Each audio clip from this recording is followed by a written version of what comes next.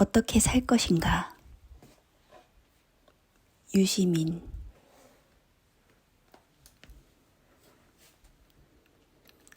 품격 있게 나이를 먹는 비결.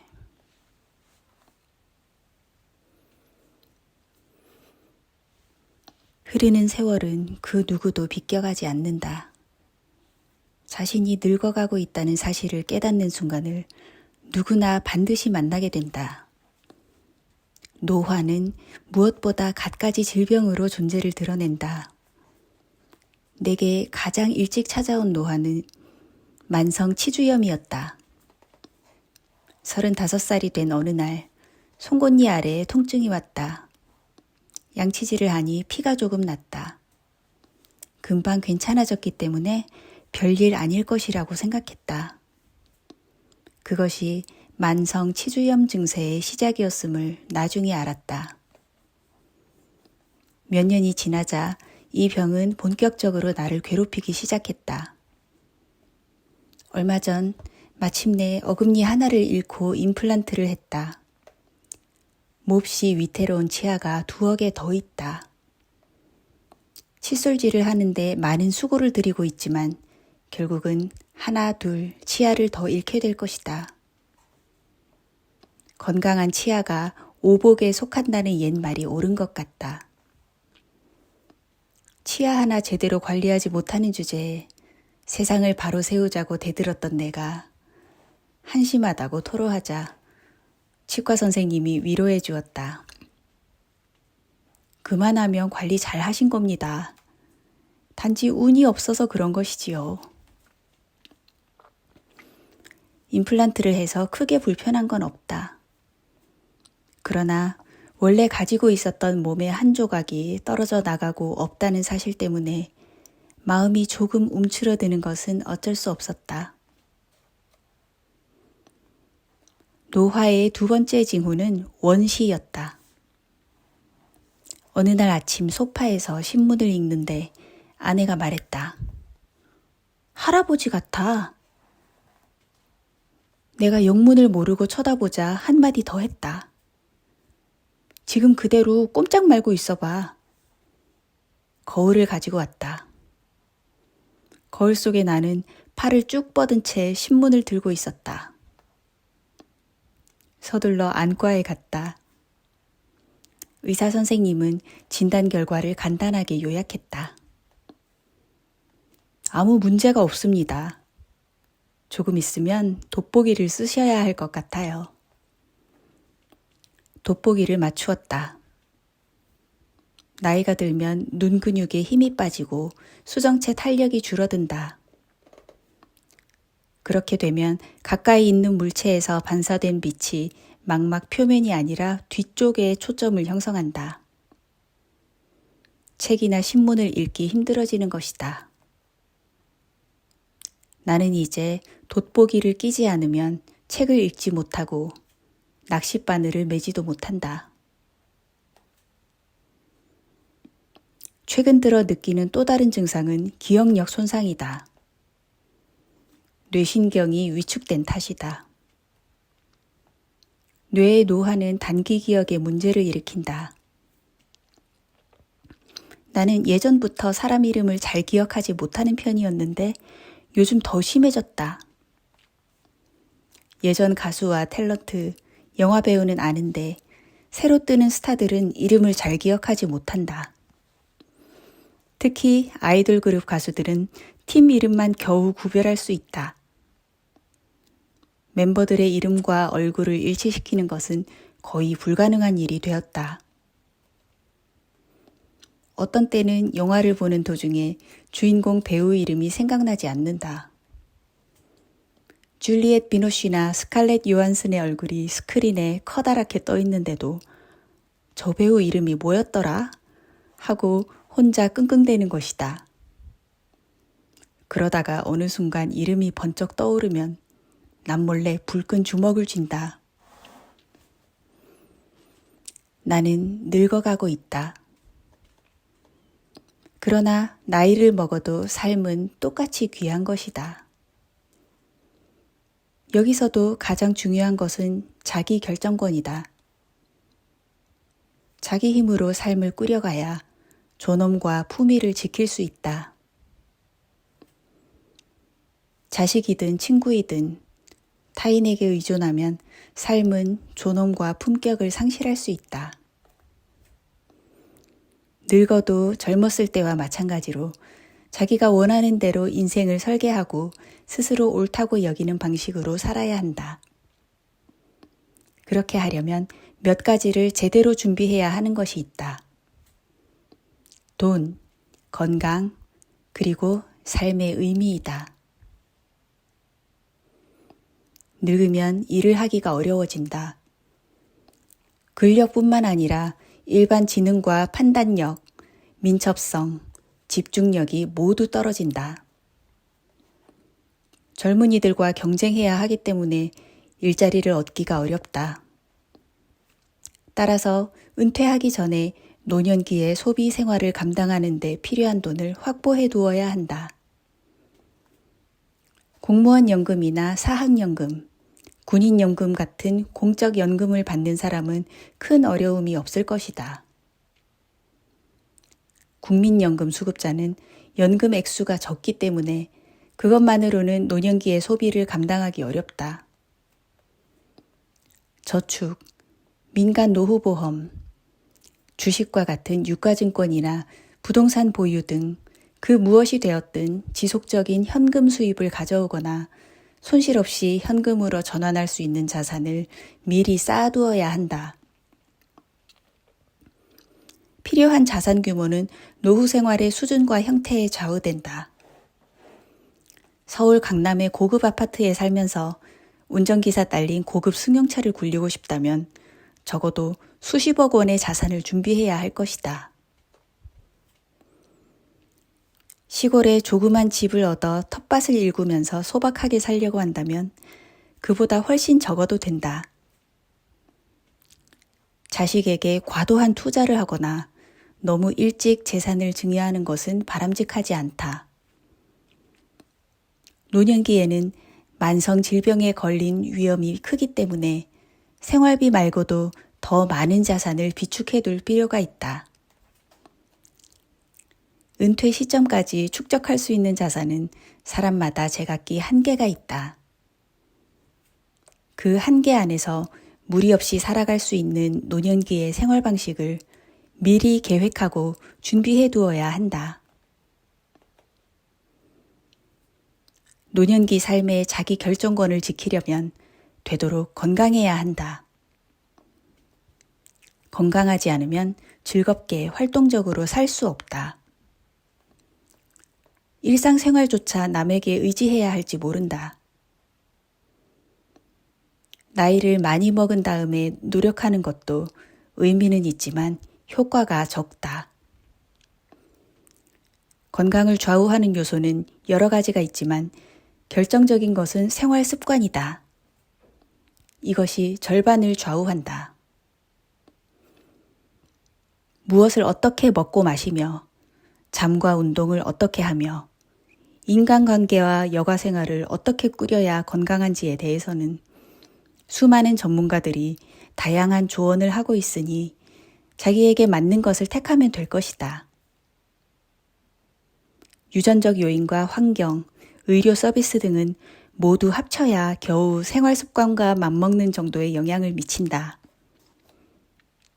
의사와 약사는 병을 고쳐줄 수 있지만 나를 건강하게 만들지는 못한다. 건강의 주체는 어디까지나 자기 자신임을 잊지 말자. 자기 결정권을 지키는 세 번째 조건은 삶의 의미에 대한 확신이다. 젊을 때와 마찬가지로 일, 놀이, 사랑, 그리고 연대를 계속해야 한다. 무슨 일이든 할 수 있다면 하는 게 최선이다. 명함을 만들 수 있으면 더 좋다. 직장 이름과 직책, 전화번호가 명시된 명함은 자신감을 가지게 한다. 평생 명함을 가지고 살다가 은퇴해서 명함을 사용할 수 없게 되는 경우에는 자신이 사회적으로 의미 없는 존재가 된 것 같은 좌절감을 느낄 수 있다. 급여가 적은 파트타임이라도 지속적으로 일할 수 있으면 바람직하다. 급여가 나오는 일자리를 굳이 찾지 않아도 된다면 봉사활동이 훌륭한 대안이 된다. 몸으로 하는 봉사활동이든 전문성을 활용한 재능기부든 상관이 없다. 놀이도 중요하다. 바둑, 등산, 낚시, 당구, 산책. 그 무엇이든 젊을 때 하던 놀이를 계속하거나 새로운 놀이를 배워야 한다. 노년을 함께 보내는 배우자나 연인, 친구가 있어야 한다. 전면적이고 깊은 정서적 교감을 나눌 수 있는 사람이 없으면 외로움이 찾아온다. 외로움은 노년기 삶의 가장 무서운 적이다. 시민단체, 동호회, 정치단체의 회원으로 활동하는 것도 권장할 만하다. 특히 이런 곳에서는 젊은 사람들과 교류할 수 있다. 사회적 공동선을 추구하는 젊은 사람들에게도 노인회원은 든든한 비빌 언덕이 된다. 나는 멋있는 노인이 되고 싶다. 그래서 어떻게 하면 나이를 품격 있게 먹을 수 있는지 자주 생각한다. 그런데 그런 이야기를 하기에는 나는 아직 너무 젊다. 표현을 자칫 잘못하면 어른들에게 결례가 될 수 있다. 그래서 내 생각을 말하는 대신 연세가 많이 든 분이 쓴 글을 인용한다. 젊은 시절 칼럼니스트로 이름을 떨쳤던 홍사준 선생은 아름답게 나이를 먹는 것이 매우 어려운 일이라고 했다. 78배 쓴 수필집에서 그는 밉게 늙는 사람들의 특징을 이렇게 정리했다. 1. 평소 잘난 채, 있는 채, 아는 채를 하면서 거드름 부리기를 잘한다. 2. 없는 채 한다. 3. 우는 소리, 넋두리를 잘한다. 4. 마음이 옹졸하여 너그럽지 못하고 쉽게 화를 낸다. 5. 다른 사람은 안중에도 없는 안하무인격으로 행동한다. 6. 남의 말을 안 듣고 자기 이야기만 늘어놓는다. 사실 노인만 그런 게 아니다. 젊은 사람도 그럴 수 있다. 나는 훨씬 젊었을 때에도 이런 밉상짓을 좀 했다. 지금도 여전히 그런 면이 남아있을 것이다.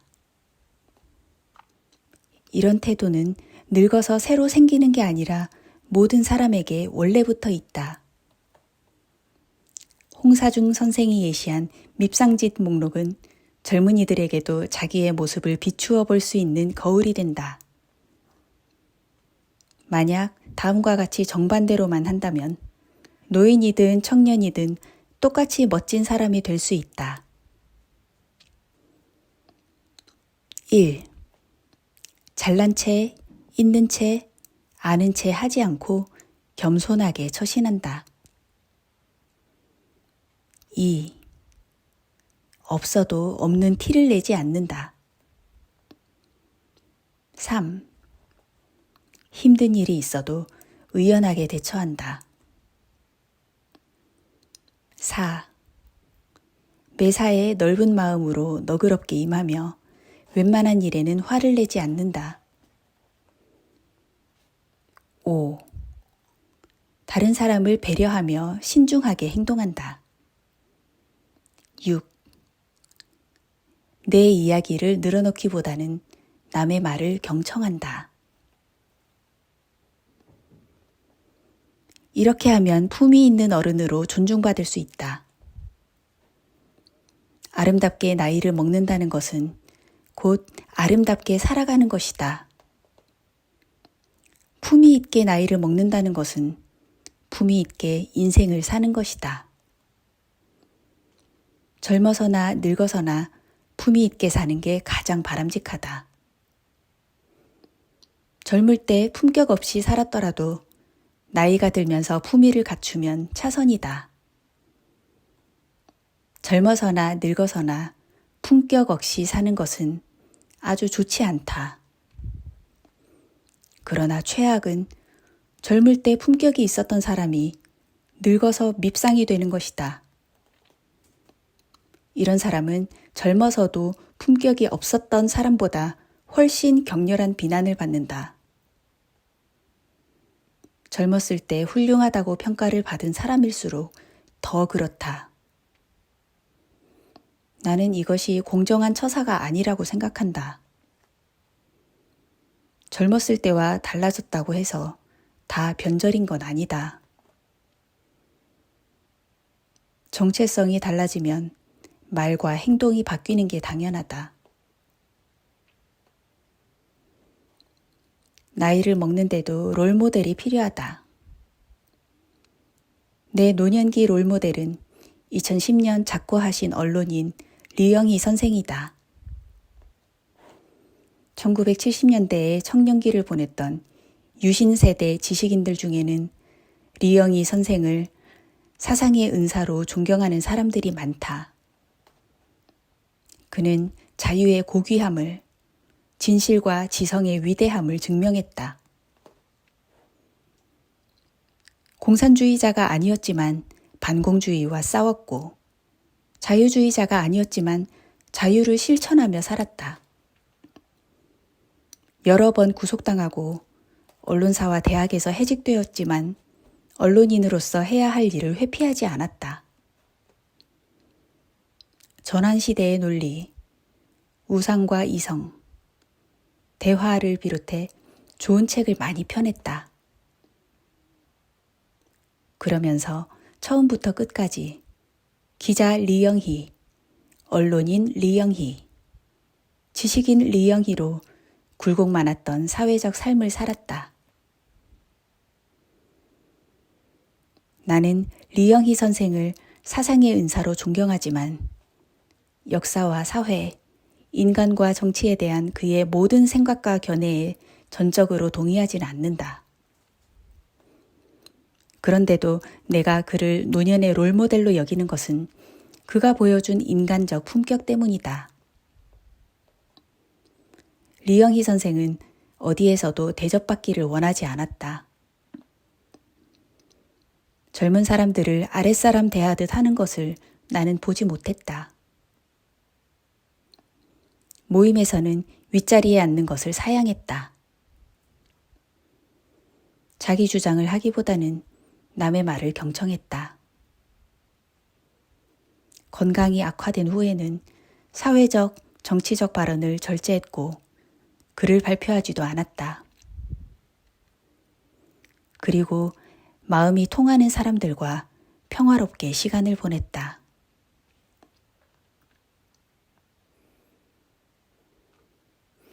리영희 선생이 세상을 떠나시기 두어 해 전 일이다. 낙선했지만 17대 국회의원 임기가 아직 조금 남아있었던 나는 십자매의 부탁을 받고 강화도에 있는 국회의원 연수원 통나무집 하나를 빌렸다. 십자매는 호주제 폐지 싸움에서 맹활약한 무서운 여자들이다. 기자, 변호사, 한의사, 소설가 등 직업이 다양하다. 나는 사석에서 그들을 마녀라고 부른다. 십자매는 리영희 선생 내외분을 공기 맑고 인적이 드문 그곳으로 모셨다. 노환으로 병원에 일시 입원했던 선생이 사모님을 태우고 손수 운전을 해서 오셨다. 한의사 이유명호를 비롯한 십자매들은 마치 친정아버지나 되는 것처럼 여럿이서 둘러싸고 서서 발코니에 앉은 선생의 팔과 어깨를 주물렀다. 그 광경을 보면서 나도 저렇게 나이를 먹으면 좋겠다는 생각이 들었다.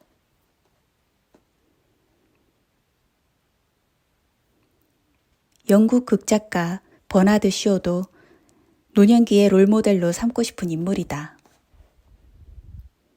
쇼는 술주정뱅이 아버지의 사업 실패로 유년기에 경제적 어려움을 겪었다. 학교 교육은 초등학교 4년이 전부였는데 가난해서라기보다는 배울 게 없다고 생각해서 제도 교육을 거부한 탓에 그렇게 되었다. 그는 학교 교실이 아니라 대형 박물관 도서관에서 책을 읽고 소설 습작을 하면서 청소년기를 보냈다. 유명한 지식인들의 강의와 논쟁을 구경하면서 사회를 보는 눈을 길렀다. 저널리스트, 연설가, 사회비평가, 극작가로서는 크게 성공했다. 가장 유명한 작품은 영화 마이 페어 레이디와 원작인 희곡 피그말리온이다. 쇼는 1925년 노벨 문학상을 받았다. 버나드 쇼는 사회주의 논객으로도 이름을 떨쳤다. 제1차 세계대전이 터진 뒤부터 활발하게 사회정치적 쟁점을 다룬 에세이와 소책자를 썼다.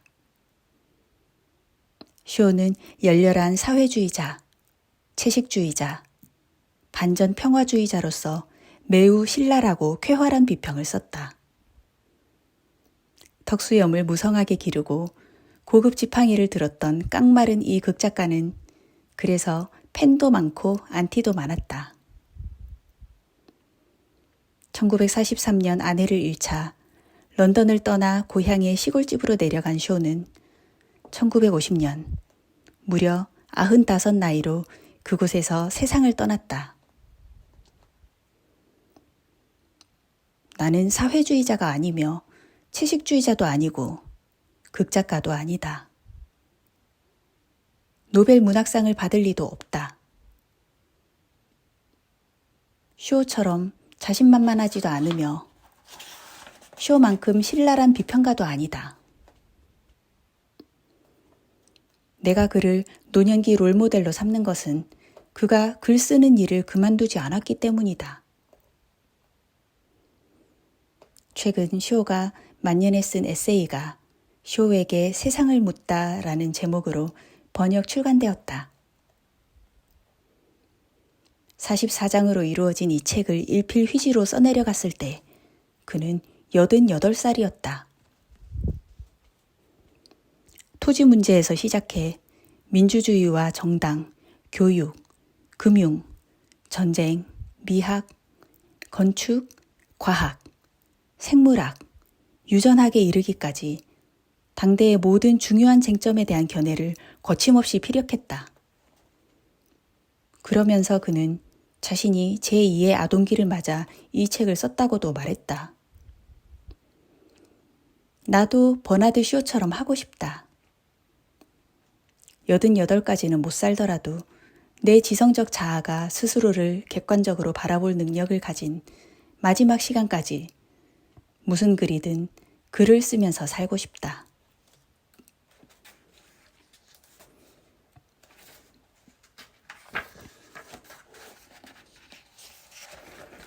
정치적으로도 품위 있게 늙고 싶다. 나는 요즘 청년 유권자들에게 원망을 듣고 있는 50대 유권자이다. 제18대 대통령 선거가 2030 대 5060의 세대전쟁이었다는 주장이 있다.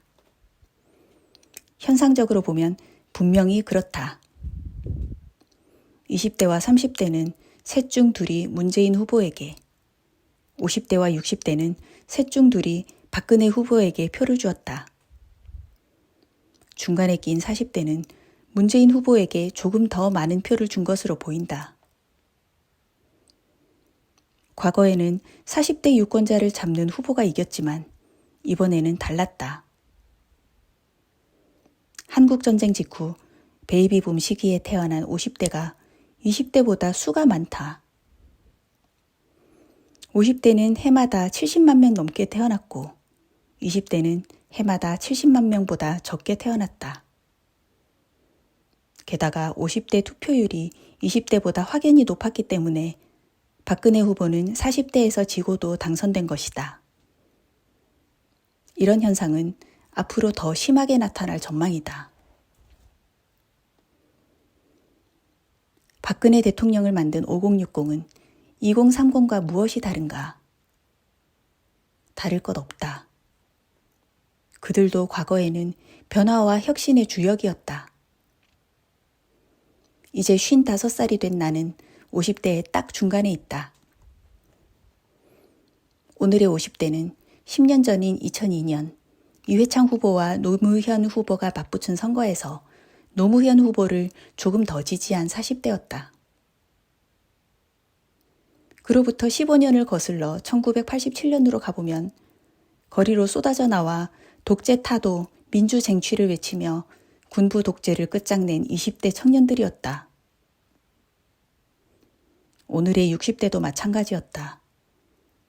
1985년 2.12 국회의원 총선 당시 30대였던 그들은 김대중, 김영삼, 양김이 손잡고 급조한 신한민주당을 단숨에 제1야당으로 만들어줌으로써 전두환 정권 몰락의 서막을 열었다.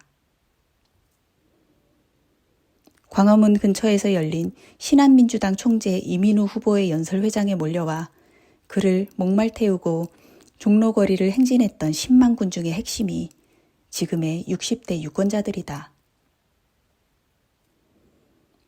그들 가운데 일부는 또한 1987년 6월 민주항쟁 당시 학생 시위대의 뒤를 받쳐준 전국 대도시의 넥타이 부대였다.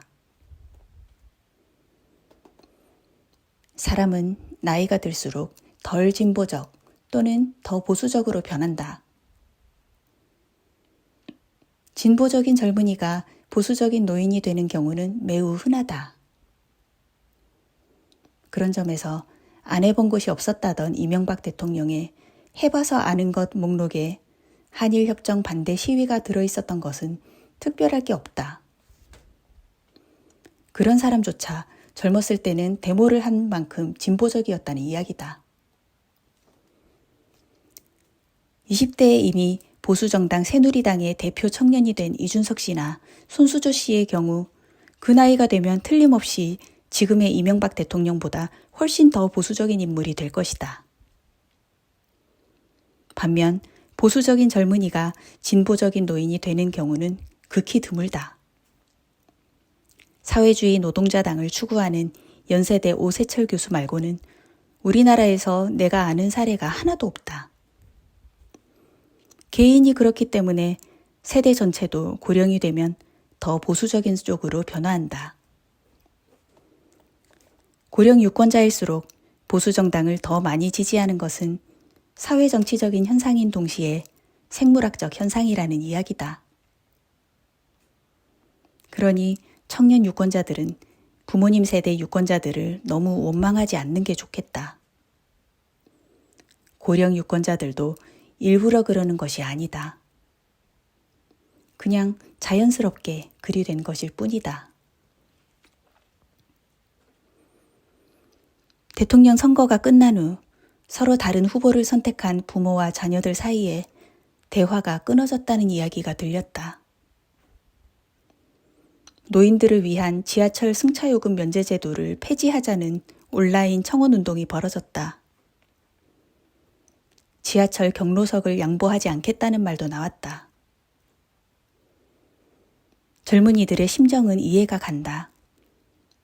이유가 무엇이든 결과적으로 5060 부모들이 나서서 2030 자녀들이 가고 싶어한 길을 막아버린 셈이기 때문이다. 전후 세대인 50대 유권자들의 투표율이 90%에 육박했다는 뉴스를 보았다. 나와 동년배인 그들이 무엇 때문에 그렇게까지 했는지 나는 아직 온전하게는 이해하지 못했다. 내가 아직도 파악하지 못한 무엇이 있었던 것 같다. 80만 명이 육박했던 1959년 돼지띠 출생자 중에 대입 예비고사 응시자는 34만여 명이었다. 4년제 대학에 제때 진학한 사람은 7만여 명에 불과했다. 그때는 전문대학까지 합해도 대학 진학률이 15%가 되지 않았다. 가난한 부모를 만난 아이들은 초등학교나 중학교를 겨우 마치고 곧바로 공장으로 갔다. 중학교나 고등학교를 마친 남자들은 지금은 폴리텍 대학이 된 전국 각지의 직업훈련원에서 2년 정도 교육을 받고 막 들어서기 시작한 마산, 창원, 울산 등지의 중화학산업 대단지 공장에 투입되었다. 그때 국가가 지원한 직업훈련원생 1인당 식비 예산은 교도소 수감자 식비 예산보다 적었다. 그렇게 일하면서도 야간 학교를 다니고 검정고시를 치고 방송대학에 등록해 공부를 했다. 자식을 키우고 부모를 봉양하면서 집 한 칸이라도 장만하려고 몸부림쳤다. 오늘 그 아들과 딸들은 85%가 고등교육기관에 진학한다. 지금의 5060은 그렇게 한 시대를 살았다. 그렇게 자기의 시대를 살면서 대한민국을 산업화와 민주화 둘 모두에서 성공한 나라로 만들었다. 그래서 박정희와 전두환의 독재와 인권유린, 부정부패에 대한 혹독한 비판은 전적으로 정당하지만 그것이 그 시대에 대한 전면적인 부정으로 여겨진다면 일정한 반감을 느낄 수 있을 것이다. 5060 세대가 독재자의 딸을 압도적으로 지지한 것은 지난 시대와 자기 개인의 삶을 동일시하는 정서 때문이 아니었을까 짐작해본다. 나는 나와 같은 세대의 시민을 위로하고 싶다. 유신과 제5공화국 체제에 대한 비판은 우리들 각자의 삶에 대한 비난이나 부정이 아니다. 그것은 지난 시대의 그늘에 대한 집단적 성찰을 위해 제기한 비판일 뿐이다. 나는 또한 청년들을 위로하고 싶다. 젊은 그대들, 더 많이 참여하고 더 힘껏 연대해서 원하는 미래를 열기 바란다. 어느 해직 언론인의 진심 가득한 제안에 따라 나도 90 클럽에 가입할 것이다. 그는 심신을 단련해 90살 넘게 살면서 빛나는 이성으로 역사의 진보를 믿으며 투표장으로 가는 것을 지역 갈등보다 심각한 세대 갈등을 치유하는 해법으로 제시했다. 나도 더 나이를 먹으면 정치와 역사에 대한 생각이 달라질지 모른다. 그러나 어떤 경우에도 딸 아들과 손녀 손자들이 좋아하는 정당과 후보에게 투표할 것이다. 언제나 정치적으로 청년들의 편에 설 것이다. 그것이 유권자로서 품격 있게 나이를 먹는 가장 좋은 방법이라고 믿기 때문이다. 그러니 그대들도 오늘의 아픔을 잊지 말고 50대가 되면 자식들의 소망을 존중하면서 투표하겠다고 결심하면 좋지 않을까 싶다. 오늘 그대들이 겪는 아픔을 딸 아들에게 물려주지 않기 위해서. 대통령 선거 결과를 받아들이기 힘들어하는 청년들에게 위로와 더불어 한마디 고언도 드리고 싶다. 모든 선거에는 승자와 패자가 있다. 내가 열렬히 지지한 후보의 당선이 내게 주는 강렬한 환희의 건너편에는 낙선한 후보를 열렬히 지지했던 사람들의 깊은 절망이 있다. 누군가를 지지하는 것은 그 후보가 패배할 가능성까지 함께 받아들이는 행위이다. 가슴에 손을 얹고 생각해보자. 우리는 문재인 후보가 당선될 경우 박근혜 후보를 지지했던 유권자들이 문재인을 자기의 대통령으로 받아들이고 우리에게 축하 인사와 덕담을 건네기를 바라지 않았는가. 만약 우리가 박근혜의 승리에 환호하는 유권자들에게 그렇게 하지 않는다면 그것은 문재인이 승리했을 경우 그들에게서 축하와 덕담을 받을 도덕적, 정치적 자격이 우리에게 없었다는 것을 증명한다. 남이 내게 해주기 원하는 것을 내가 남에게 해주지 않는다면 공정하지 않은 것이다. 공정하지 않은 행동을 하는 것은 떳떳하지 않다고 생각한다. 1987년 12월 내 생애 첫 대통령 선거에서 유권자의 54%가 정권교체에 투표했지만 군사반란과 광주 학살의 공범이며 전두환 정권의 2인자였던 노태우 후보가 당선되었다. 대통령을 뽑을 국민의 권리를 되찾기 위해 그렇게 많은 사람들이 죽고 다치고 고문당하고 감옥에 가면서 싸웠는데 그 과실을 군부 독재의 2인자에게 빼앗긴 것이다. 그때 후보 단일화와 선거 연합을 하지 않고 따로 출마함으로써 정권 교체를 무산시켰던 두 야당 지도자들은 그 뒤를 이어 차례로 대통령이 되었다. 18대 대통령 선거는 내 생애 6번째였다. 내가 지지한 후보가 당선된 것은 2번뿐이었다. 70대 유권자들 중에는 나보다 더 많이 대통령 선거에 참여했지만 원하는 후보가 당선된 경우가 2번뿐인 분도 많이 있을 것이다. 만약 내가 평균 수명까지 산다면 앞으로 5번 정도 더 대통령을 뽑을 것이다. 그 5번 중에 단 한 번이라도 내가 지지하는 후보가 당선되는 것이 희망사항이다. 이번에 19살이 되어 생애 첫 투표를 한 젊은이라면 죽을 때까지 12번 정도 대통령 선거를 더 경험하게 될 것이다. 대통령 선거는 대한민국의 종말이 올 때까지 반복되는 집단적 의사결정이다. 이번이 끝이 아니다. 이번 대통령 선거는 많은 청년들에게 좌절감을 안겨주었지만 그래도 5060 세대 유권자 셋 가운데 하나는 청년들을 이해하면서 다 이해하지 못해도 이해하려고 노력하면서 그대들 곁에 서지 않았는가.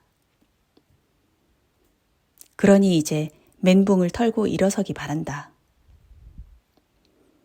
놀고 일하고 사랑하고 연대하면서 기쁜 삶을 찾아나가자. 대통령이 마음에 들지 않아도 마음에 드는 대한민국은 만들 수 있다고 믿으면서